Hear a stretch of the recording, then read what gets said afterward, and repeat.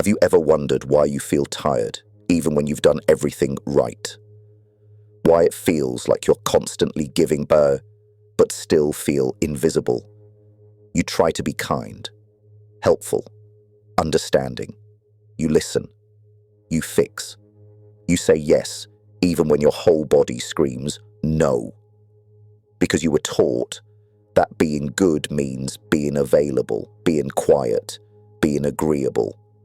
But here's the part they never told you. The world doesn't reward goodness. It rewards strength, clarity, boundaries. And if your goodness is just a mask, something you wear to avoid conflict or to gain approval, to keep people close, then it's not goodness. It's self-abandonment. You weren't born this way. You learned it. From a young age, you were praised for being the easy one, the quiet one, the one who doesn't complain, the one who understands, the one who forgives, even when it hurts. They called it maturity, but it was really suppression. You learned to silence your needs, to keep the peace, to smile when you wanted to scream, to help when you were drowning, and over time, thus you forgot there was ever a you beneath all that performance. Let me ask you something. When was the last time you said no and didn't explain it? When was the last time you let someone be disappointed without rushing to fix it? If you can't remember, you're not alone. You've been conditioned to think that being good means being agreeable, being useful, being nice, but niceness without boundaries isn't virtue, it's a cage, and people can sense it. They know you'll always say yes, that you'll overextend, overcompensate, over-apologize, and they'll keep taking, not because they're evil, but because you never said stop. This isn't kindness, it's fear. Fear of being disliked, of being called difficult, fear of losing love. But here's the truth. If someone only loves you when you're convenient, that's not love, that's dependency. So no, you don't have to be the good one anymore. You don't have to smile through exhaustion. You don't have to say yes when it drains your soul. You can choose something else, not cruelty, not coldness, but honesty, clarity, self-respect. And when you do, everything changes, not because the world gets softer, but because you do. You soften toward yourself, so the next time you feel the urge to please, to perform, to prove your worth, pause, breathe, and remember this. Being good is not about being liked, it's about being real.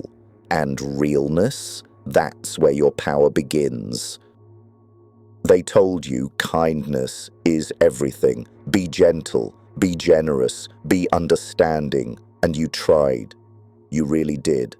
You gave and gave and gave until nothing was left for yourself.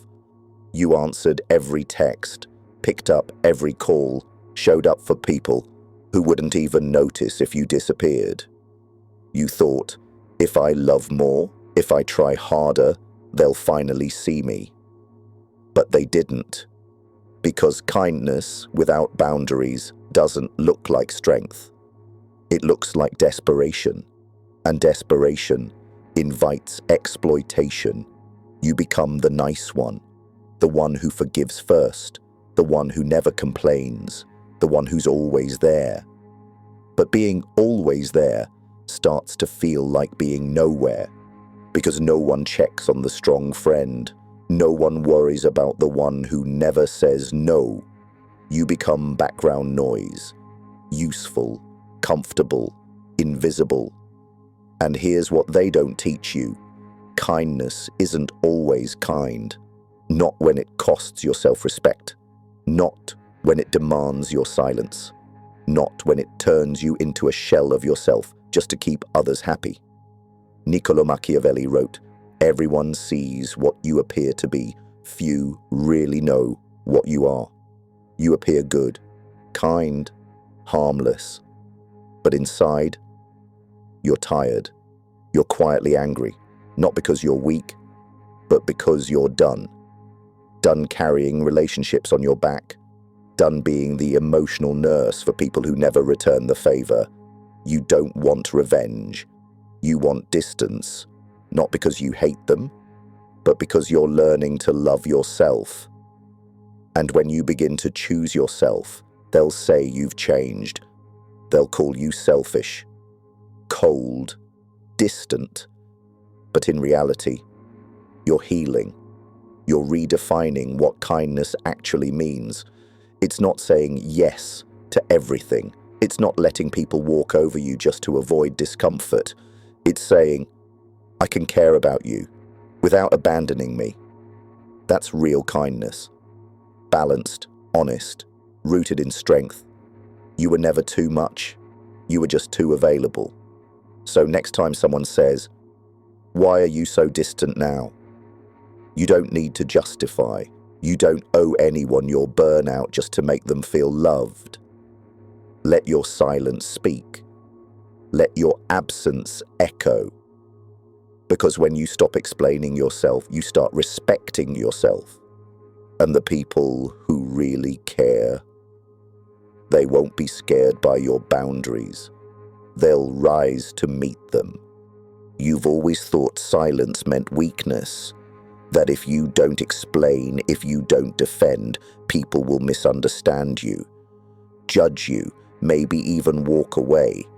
So you filled the space with apologies, with justifications, with explanations they didn't even ask for. You made sure no one ever felt uncomfortable, even if you had to shrink to do it.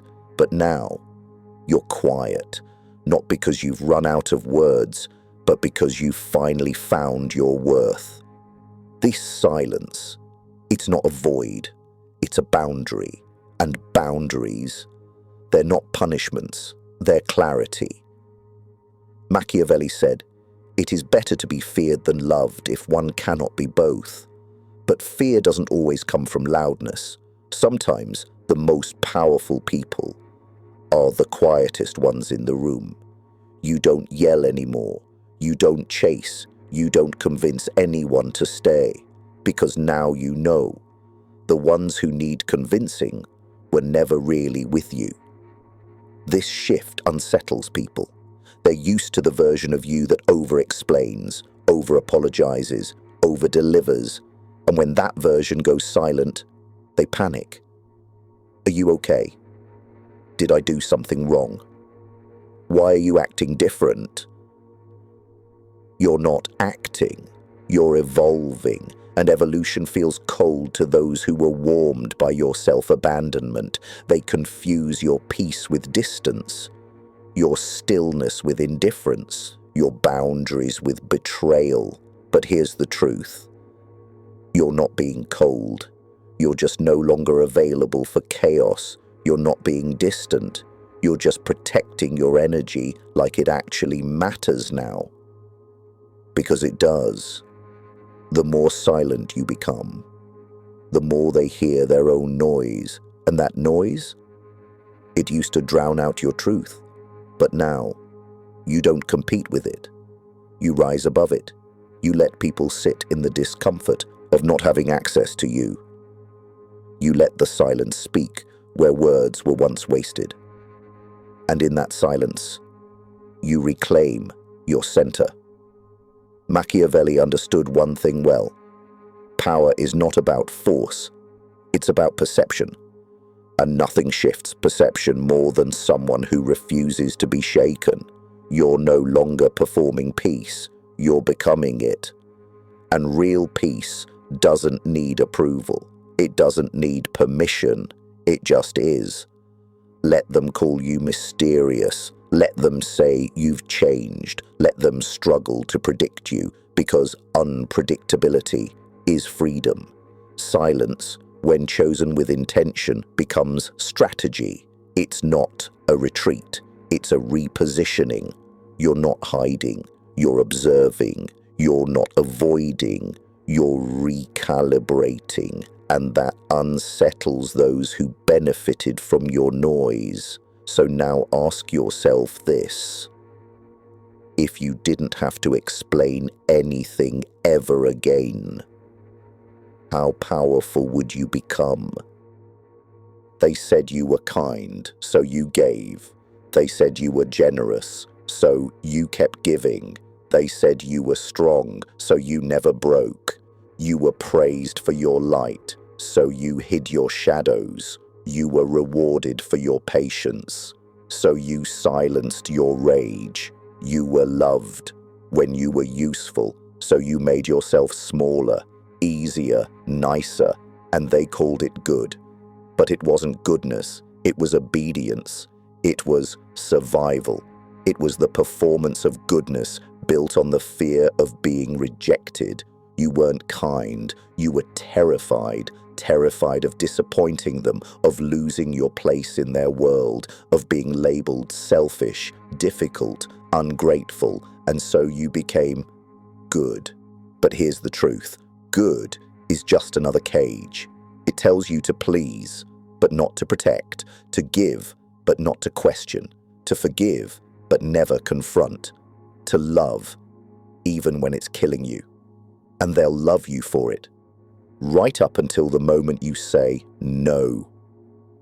Because when you stop being endlessly available, you stop being useful.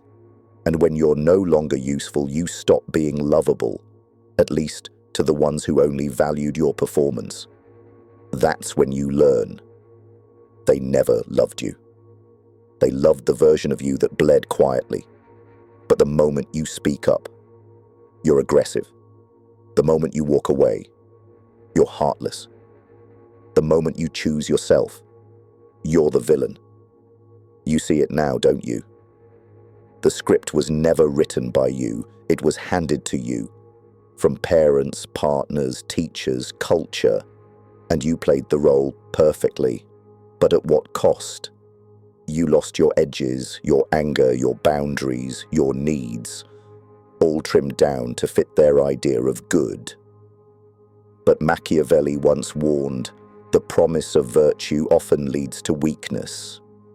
Because when you're more focused on appearing virtuous than being sovereign, you become controllable. And nothing terrifies people more than someone they can no longer control. So here's your real power.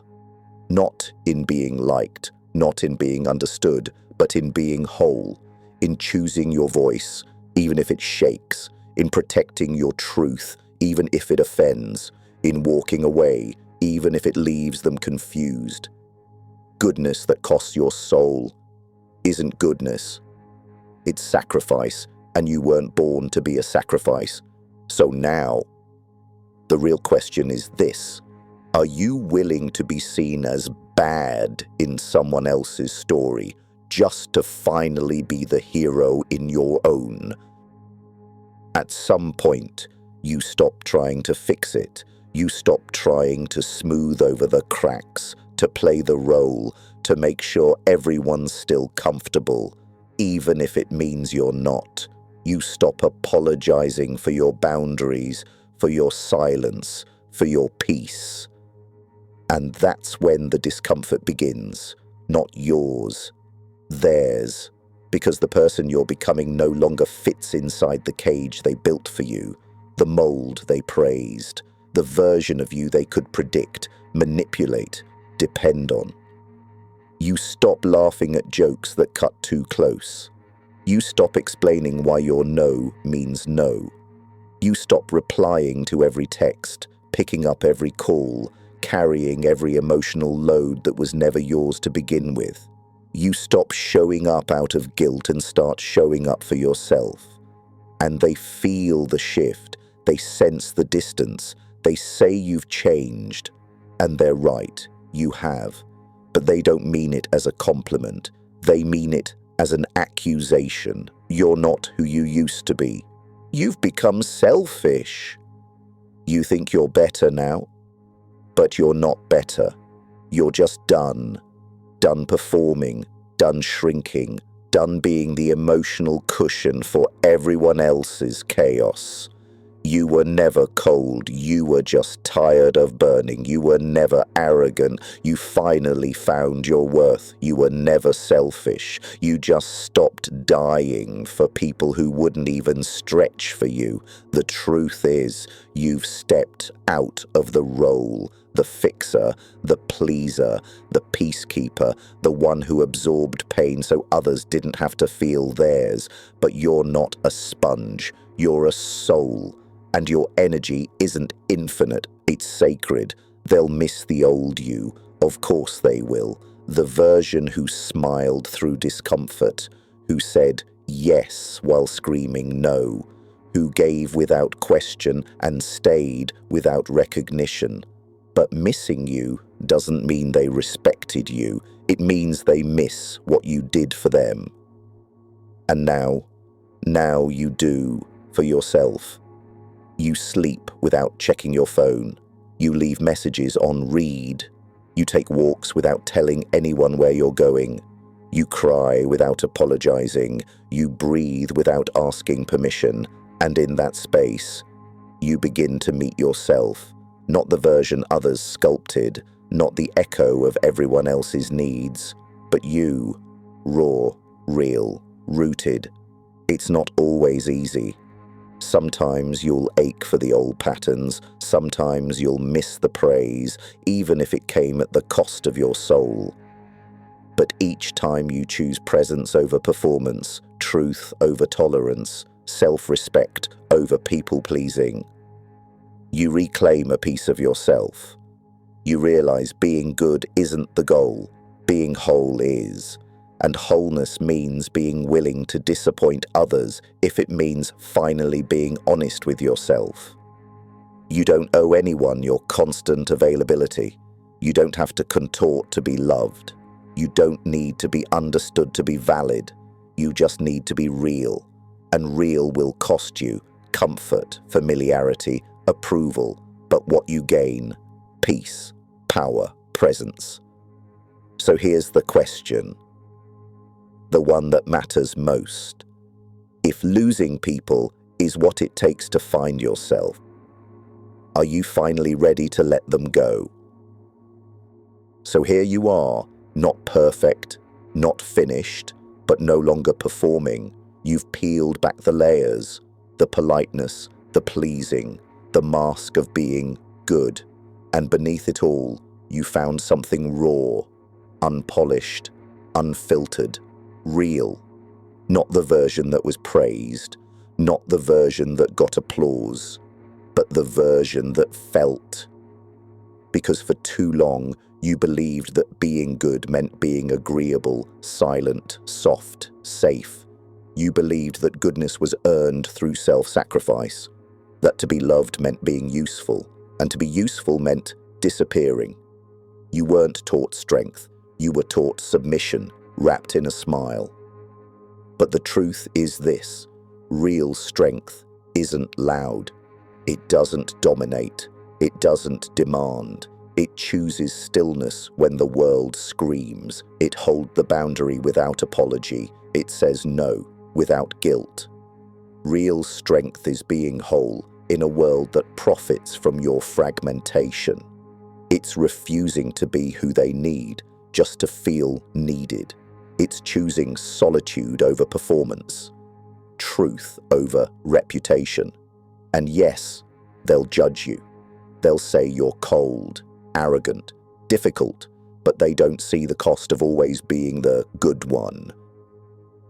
They don't see the nights you cried because your yes meant self-betrayal. They don't see how tired you got from carrying everyone else's weight. They only saw the outcome, the smile, the silence, the support.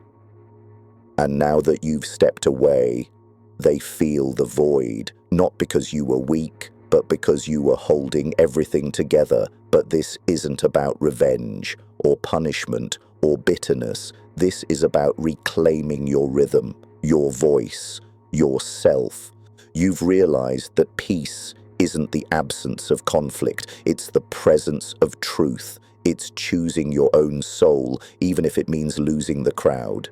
You've realized that being real isn't about being liked, It's about being known to yourself. It's about no longer living as a response to someone else's expectations. You're no longer chasing applause. You're no longer dressing up your pain to make it palatable. You've stopped selling your silence in exchange for belonging. Now you move different. You speak slower. You think deeper. You leave rooms that don't feel safe, even if they're full of people. You no longer prove your worth through exhaustion. You no longer apologize for your presence. You no longer explain your boundaries like they're sins. You protect your peace like a sacred fire. And some people, they'll never understand that. They'll try to pull you back to softness, back to pleasing, back to the version of you that made them feel better. But you've come too far. You've buried too many versions of yourself to resurrect one that wasn't real. Now you know better.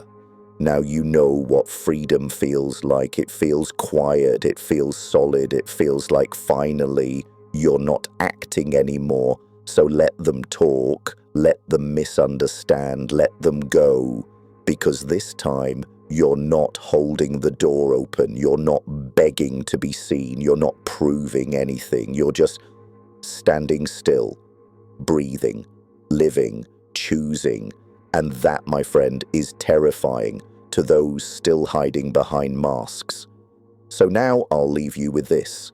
If being good means betraying yourself, what are you really gaining by being loved for a lie?